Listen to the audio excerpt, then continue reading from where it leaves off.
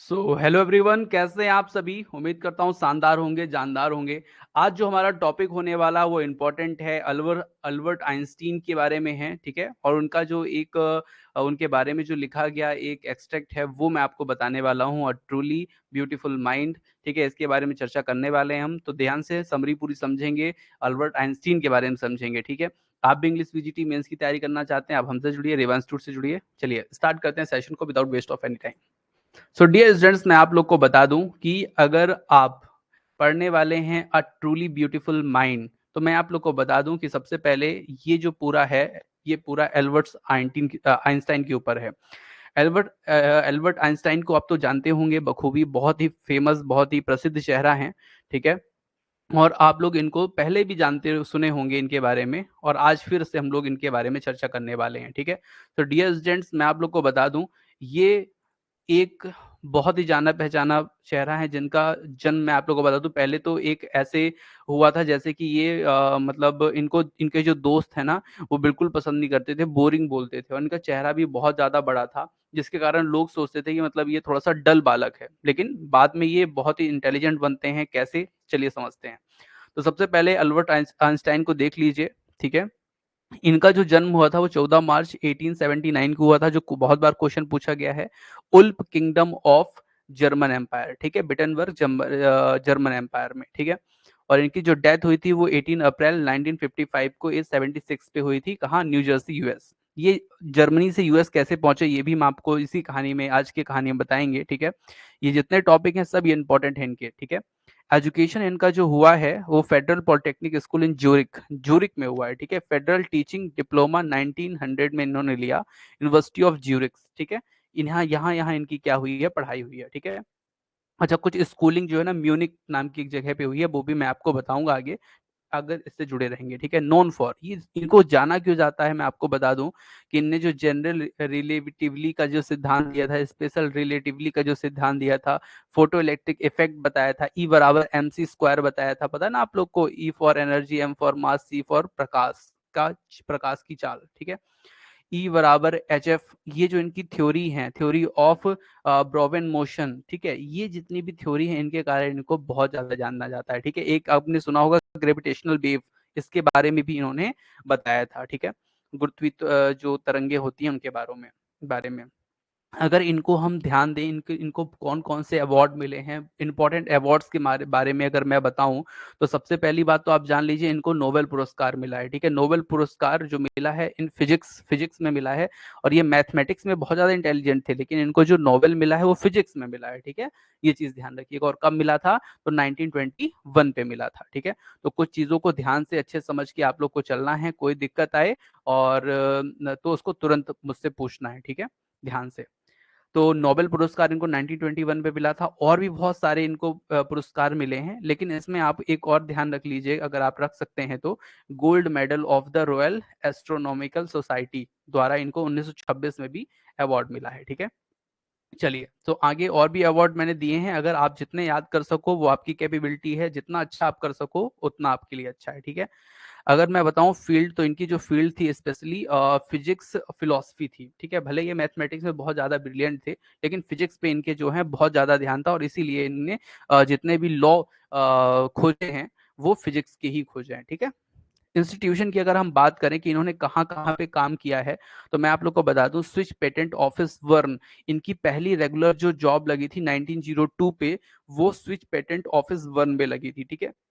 मतलब जैसे ये 1901 में ग्रेजुएशन अपना कंप्लीट करते हैं, तो 1901 में जैसे ग्रेजुएशन कंप्लीट करते हैं तो इनके पास कोई जॉब नहीं होती, ठीक है, और पैसे भी नहीं होते इस तरह से। तो ये क्या करते हैं, प्राइवेट लेक्चर स्कूल कॉलेजेस के देने लगते हैं, ठीक है। और बाद में फिर इनको तो 1902 पे क्या होता है, स्विच पेटेंट ऑफिस में इनको जॉब मिलती है, ठीक है। बर्न में ही, बर्न ये जो है ये बर्लिन, आपके कहना चाहिए कि जर्मनी में ही है। यूनिवर्सिटी ऑफ बर्न जो है 1908 से 1909, यहाँ पे भी इन्होंने जॉब किया है, ठीक है। यूनिवर्सिटी ऑफ ज्यूरिक में भी इन्होंने वर्क किया है, जहां से इन्होंने पढ़ाई की थी, वहीं पे प्रोफेसर हुए थे। और भी बहुत सारे इनके वर्क हैं जो आप लोग यहाँ पे देख सकते हैं। जितना अच्छा कर सकते हैं, जितना अच्छा आप याद कर सकते हैं, मैंने दे दिया है, मेरा काम है बताना आपको, बाकी पढ़ना आप लोग का काम है, कितना अच्छे से आप नोट्स प्रिपेयर करके पढ़ सकते हो, ठीक है। सो डियर स्टूडेंट्स, बिना टाइम को वेस्ट किए हम चलते हैं अपने मेन टॉपिक पे, जो है अ ट्रूली ब्यूटीफुल माइंड। ये एक्चुअली क्लास 9 का चैप्टर 4 भी है, ठीक है। तो ध्यान रखिए, क्लास 9 का चैप्टर 4 है जिसको आज हम लोग पढ़ने वाले हैं। सबसे पहले मैं आप लोग को बताऊं, अ ट्रूली ब्यूटीफुल माइंड इंट्रोडक्शन, इसका इंट्रोडक्शन मैं आप लोग को बताता हूँ, ठीक है। क्या क्या चीज आप लोग को इसमें मिलेंगी, ठीक है। तो सबसे पहले ध्यान से एक एक चीज को समझना है, क्योंकि कुछ भी पूछा जा सकता है एग्जाम पे, ठीक है। तो बिल्कुल गुड इवनिंग सभी को, नेहा जी, कुलदीप जी, रश्मि जी, जितने लोग भी जुड़े हैं सबको गुड इवनिंग, ठीक है। सो अब मैं एक एक लाइन करके आपको बताऊंगा। सबसे पहले आप लोग एल्बर्ट आइंस्टीन के बारे में और देखिए क्या क्या चीजें इसमें हैं, ठीक है। This chapter is about Albert Einstein. Albert Einstein के ऊपर ये फुल क्या है बना हुआ है चैप्टर। और he was a great scientist, जिसको जानते हैं आपके बहुत ही ज्यादा ग्रेट साइंटिस्ट थे। बचपन में ऐसा लगता नहीं था, लेकिन ये बहुत बड़े साइंटिस्ट बने। कैसे बने वो सब आज स्टोरी में आप लोग जानेंगे। The title of the chapter A Truly Beautiful Mind refers to Albert Einstein, ठीक है। ये जो चैप्टर है पूरा, जिसका टाइटल दिया गया है ट्रूली ब्यूटीफुल माइंड, ये एक्चुअली जो ना एल्बर्ट आइंस्टीन को रेफर किया गया है। जो एल्बर्ट आइंस्टीन का जो माइंड है ना, वो इतना ब्यूटीफुल है। कैसे ब्यूटीफुल है इतना, वो क्यों ब्यूटीफुल है, मतलब ज्ञानता बस इनके अंदर नहीं भरी है, मानवता भी भरी है। इसीलिए इनके माइंड को क्या कहा गया है, अ ट्रूली ब्यूटीफुल माइंड। अगर आप लोग जानते हो संयुक्त राष्ट्र संघ, तो संयुक्त राष्ट्र संघ की स्थापना कराने में इनका बहुत बड़ा योगदान था। हिरोशिमा नागासाकी में जो बम गिरे उसको रोकने के लिए इन्होंने बहुत ज्यादा प्रयास किए। तो आज ये सब चीजें हम लोग यहाँ पे पढ़ने वाले हैं, ठीक है। चलिए ध्यान से, नेक्स्ट है, this is a short biography of his bear, some of his qualities have been highlighted, ठीक है। ये इनकी एक शॉर्ट बायोग्राफी है, जिसमें हम लोग इनके बारे में, इनकी जो विशेष क्वालिटी है उसके बारे में पढ़ने वाले हैं, ठीक है। Albert's interest in mathematics and physics and also his humanitarian attribute, ठीक है। तो अल्बर्ट आइंस्टीन जो है वो स्पेशली, अगर आपसे देखिए क्वेश्चन पूछा जाएगा कि सबसे ज्यादा किसमें ये इनकी इंटरेस्ट में क्या था सबसे ज्यादा, तो ये मैथमेटिक्स में इंटरेस्ट इनका बहुत ज्यादा था, साथ में फिजिक्स में भी था, ठीक है। एंड ह्यूमन एट्रीब्यूट जो लिखा हुआ है, मतलब ये जो विश्व की शांति, जो मानवता नहीं होता, मानवता ये चाहते थे कि विश्व में मानवता मानवता स्थापित हो, इसलिए इनको ह्यूमैनिटेरियन एट्रीब्यूट भी कहा गया है यहाँ पे, ठीक है। The title are truly beautiful mind make one wonder how can a scientist mind we beautiful, ठीक है। और इसलिए इसका नाम लिखा गया है, कैसे एक जो साइंटिस्ट का माइंड ब्यूटीफुल है उसके बारे में बताया गया है, ठीक है। मतलब इतना अच्छा कैसे आदमी हो सकता है, इतना अच्छा माइंड इसका कैसे हो सकता है, ठीक है। Sharp, it is so because in the lesson we come across another aspect of Einstein. He was humanitarian. अब देखिए यहाँ पे इसको अब ट्रूली ब्यूटीफुल माइंड क्यों कहा गया है, क्योंकि साइंटिस्ट तो थे वो, लेकिन उनके अंदर ह्यूमैनिटेरियन मतलब मानवता वाले जो गुण भरे हुए थे, वो उसको क्या करते हैं, ट्रूली ब्यूटीफुल माइंड बनाते हैं, ठीक है। मतलब एक तरफ तो वो वैज्ञानिक हैं, और दूसरी तरफ जो हैं वो ऐसे व्यक्ति हैं जो क्या कर रहे हैं, वो मानवता के लिए कार्य कर रहे हैं, ठीक है। इसलिए इसको क्या कहा गया, ट्रूली ब्यूटीफुल माइंड, ठीक है। ही एडवोकेट वर्ल्ड पीस, देखिए यहाँ पे लिखा हुआ है, इन्होंने विश्व शांति की वकालत की, नॉन वायलेंस की वकालत की। And that is by the title refers to his as a truly beautiful mind. इसीलिए इस पूरे चैप्टर का जो नाम रखा गया है, अ ट्रूली ब्यूटीफुल माइंड रखा गया है। मतलब इतने अच्छी, इतनी गुड क्वालिटीज होने के बाद भी ये कितने इंटेलिजेंट हैं, कितने अच्छे हैं, ठीक है। सो डियर स्टूडेंट्स, आप लोग को ये मैंने कुछ चीजें बताई हैं। अब मैं चलूंगा आपको एक कहानी सुनाऊंगा, एक ऐसे बालक की जो छोटा है, ठीक है, 2.5 साल तक बोल नहीं पाता है, ठीक है। अब उसके बाद बोलना शुरू भी करता है, तो हर शब्द को 2 बार बोलता है। जैसे आप लोग पढ़ लो ना आप लोग, ठीक है, मतलब एक शब्द को 2 बार, तुम खाना खाना खाओगे, ऐसे। तो ये चीज है। तो आज इसको हम लोग समझेंगे, बहुत ही शानदार स्टोरी है, मन लगा के सुनिएगा, ठीक है।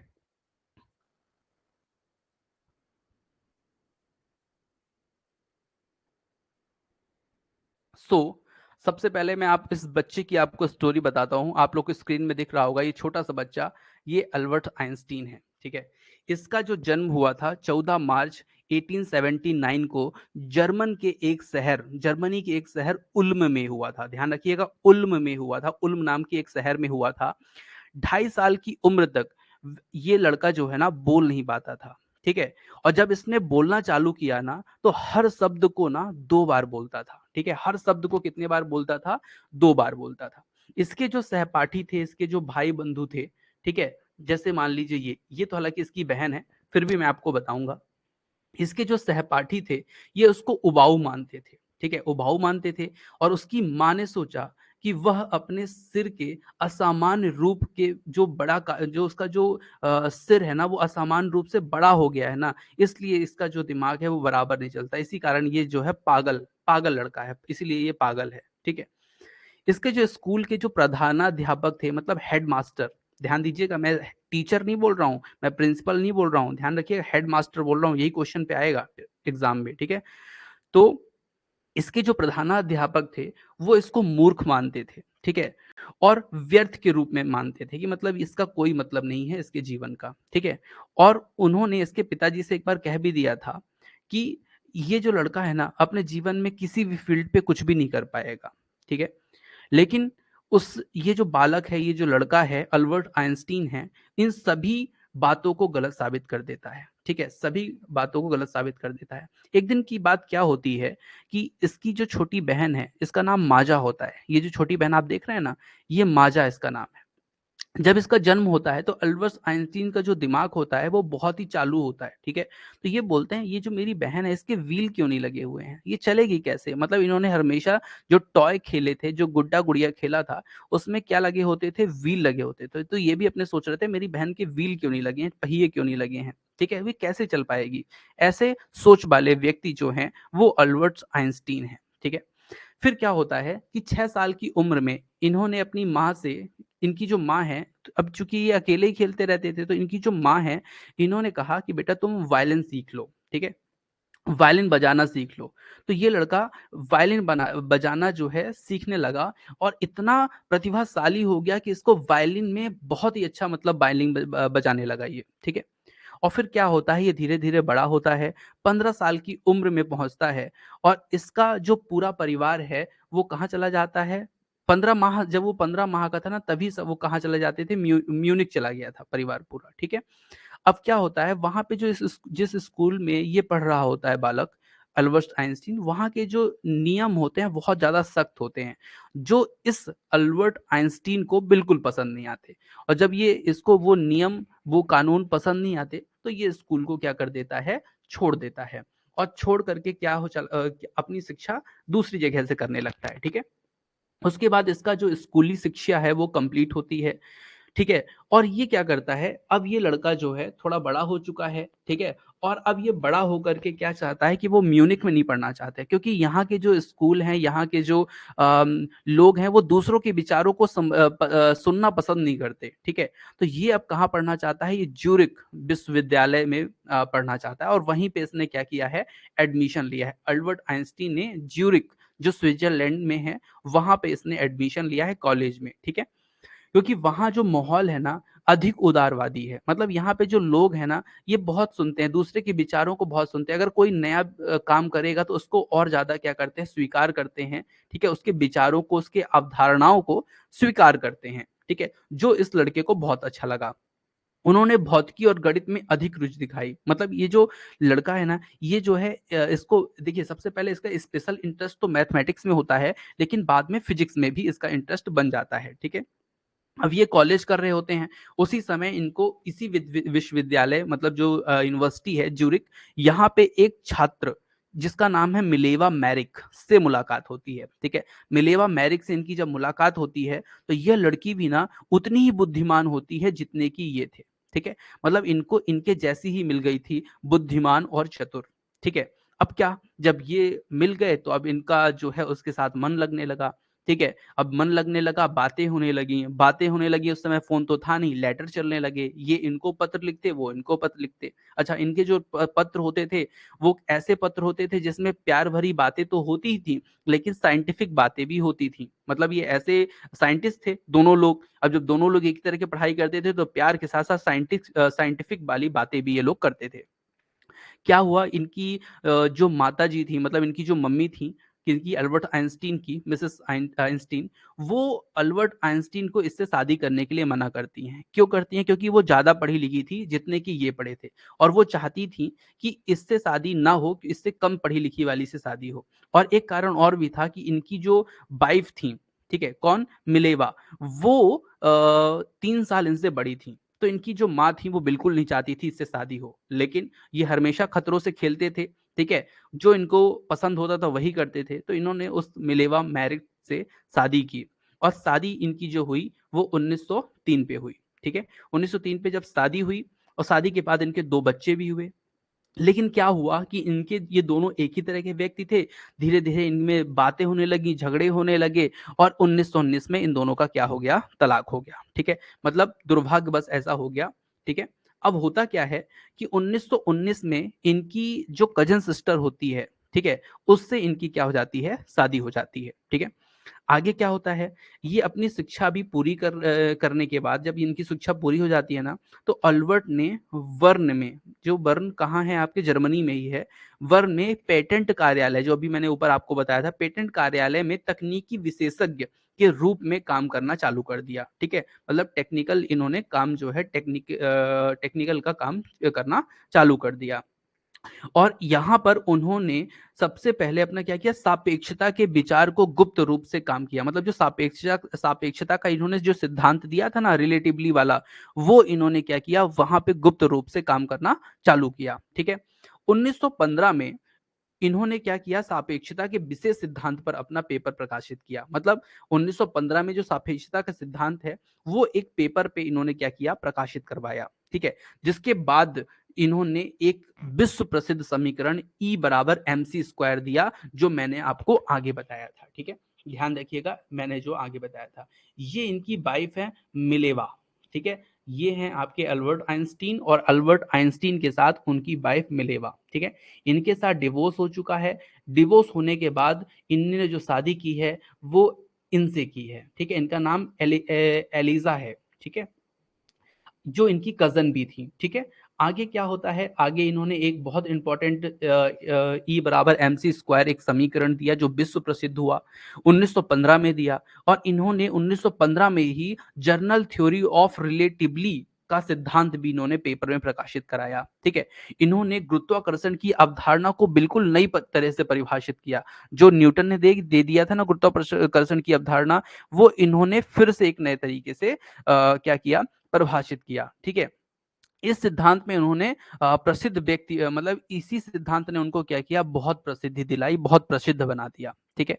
अब क्या हुआ कि इन्होंने 1915 में एक कैलकुलेशन की कि भैया सूर्य ग्रहण किस दिन पे पड़ेगा, और 1919 में सूर्य ग्रहण के दौरान उनका यह सिद्धांत बिल्कुल सटीक हुआ। मतलब 4 साल पहले इन्होंने जो भविष्यवाणी की थी वो 1919 में बिल्कुल क्या हुआ, बिल्कुल सटीक निकला। मतलब सूर्य ग्रहण के दौरान, ध्यान रखिएगा, भौतिक में इस नियम ने, इस सटीकता ने क्रांति ला दी। मतलब इनको एक विशेष पहचान दिला दी, इनको सब कोई पूछने लगा, सब कोई इनको जानने लगा।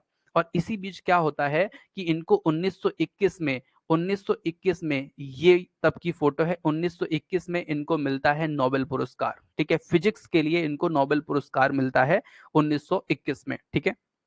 आगे चलते हैं, 1921 में इनको नोबेल पुरस्कार मिलता है। उसके बाद कहानी आगे बढ़ती है। 1933 में जर्मनी में नाजीवाद की सत्ता में नाजीवाद की जो सत्ता थी वो स्थापित होती है। नाजीवाद जिसके जो हिटलर, एडोल्फ हिटलर जिसके जो है मेन क्या होते हैं, लीडर होते हैं। तो इस समय क्या होता है कि ये जैसे ही नाजीवाद का उदय होता है जर्मनी में, तो ये जर्मनी को छोड़ करके यूएसए चले जाते हैं, ठीक है? अमेरिका चले जाते हैं और वहाँ पे अपने शोध का काम, जो खोज का काम है, शोध का काम है, वो वहाँ पे करने लगते हैं, ठीक है? अब होता क्या है कि 1938-39 की बात है, जर्मनी जो है वो परमाणु विखंडन के सिद्धांत की खोज करने लगता है, ठीक है? जर्मनी जो परमाणु सिद्धांत, एटम बम होता है ना, वो जो एटम बम का रिएक्शन होता है वो उस सिद्धांत की खोज करने लगता है। तो वह परमाणु बमों के खतरों के बारे में अमेरिकी राष्ट्रपति को ये जो रूजवेल्ट, डी रूजवेल्ट हैं, जो अमेरिकी राष्ट्रपति हैं, इनको एक पत्र लिखते हैं, ठीक है?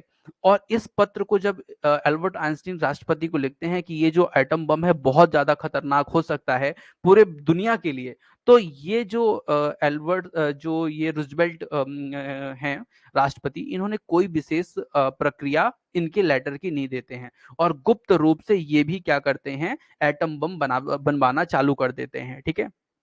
और होता क्या है कि इसी का एक रीजन होता है कि 1945 में अमेरिका ने जो गुप्त रूप से एटम बम की कार्यवाही चालू की थी बनाने की, वही ये क्या है 1945 में अमेरिका ने नागासाकी और हिरोशिमा में परमाणु बम गिराए।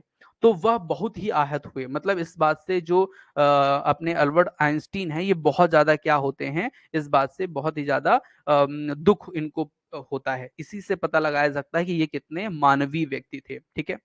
और फिर क्या होता है, फिर ये होता है कि इन्होंने विश्व सरकार के गठन की बात उठा दी। विश्व सरकार मतलब समझते हैं, जो संयुक्त राष्ट्र संघ है ना, 1945 में इन्होंने इन्होंने ही अपने पत्र द्वारा विश्व सरकार के गठन की बात उठाई थी। और 1945 में आप लोग जानते हैं उसी समय पर इसका गठन भी हुआ था। और उन्होंने अपने बाद के दिनों में विश्व शांति और लोकतंत्र के लिए वकालत करने वाली राजनीति में भी बिताया। मतलब ये लास्ट में क्या होता है कि जब ये जो वेपन्स हैं, ये जो बम हैं, ये जो फूट रहे होते हैं चारों तरफ, तो इनके लिए इन्होंने क्या किया, इन्होंने किया कि हम जो है इस चीज के लिए क्या उठाएंगे, आवाज उठाएंगे। और इन्होंने आवाज उठाया, राजनीति में इसलिए गए। और एक दिन वर्ष 1955 में, ठीक है, 76 वर्ष की आयु में इनका क्या हो जाता है, निधन हो जाता है। और इसी तरह से हमारी जो स्टोरी है, हमारी जो समरी है, वो यहाँ पे समाप्त होती है, ठीक है। तो ये शानदार व्यक्ति हैं हमारे एल्बर्ट आइंस्टीन, जिनके बारे में ये पूरा चैप्टर मैंने आप लोग को बताया है। यही इसका मेन एक्सट्रैक्ट है, ठीक है।